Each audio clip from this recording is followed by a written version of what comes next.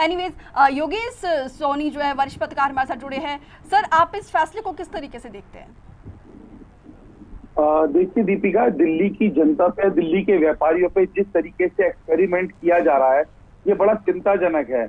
मैं आपको जानकारी दे दूं, अब से कुछ समय पूर्व जब यहाँ पर दिल्ली की दीवारों पे हम देखते थे कि केजरीवाल जी 13,000 करोड़ रुपए दो, बीजेपी सरकार इतने करोड़ रुपए दो, तो दिल्ली की जनता को तो उससे पहले, आज तक नगर निगम एक होने से पहले यही समझ नहीं आया था कि उनको शिकायत किससे करनी है, उनको दलील किससे अपने सामने रखनी है।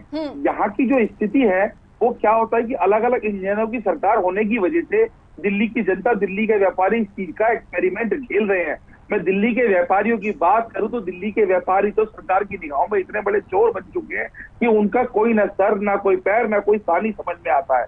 मैं आपको जानकारी दे दी जाए कि यहाँ पर दिल्ली में कि एक कोई जरा सी चीज को लेके इतने कड़े नियम कानून, इतनी चीजें एकदम थोप दी जाती है कि उसको पता भी नहीं होता। एक मात्र परचून की दुकान खोलने वाले को लेके एक छोटी सी गली में, यदि उसके पास ट्रेड लाइसेंस नहीं है तो उसके पास कमर्शियल मीटर नहीं है तो उसके ऊपर वो कर दिया जाता है। इतनी सारी चीजें कि वो समझ नहीं पाता। ये तो एक छोटी सी बात मैंने आपको उदाहरण के तौर पे बताई। जीएसटी को लेके आज तक भी कोई नीति किसी के पास नहीं है।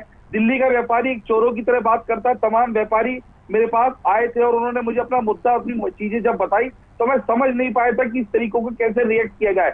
और एकदम बिना स्लैब के, बिना किसी इंफॉर्मेशन के, बिना किसी रणनीति के इस तरीके का टैक्स या इस तरीके की चीजें बढ़ाई जाने बेहद, जिसको बोलते हैं, दुर्भाग्यपूर्ण और चिंताजनक है।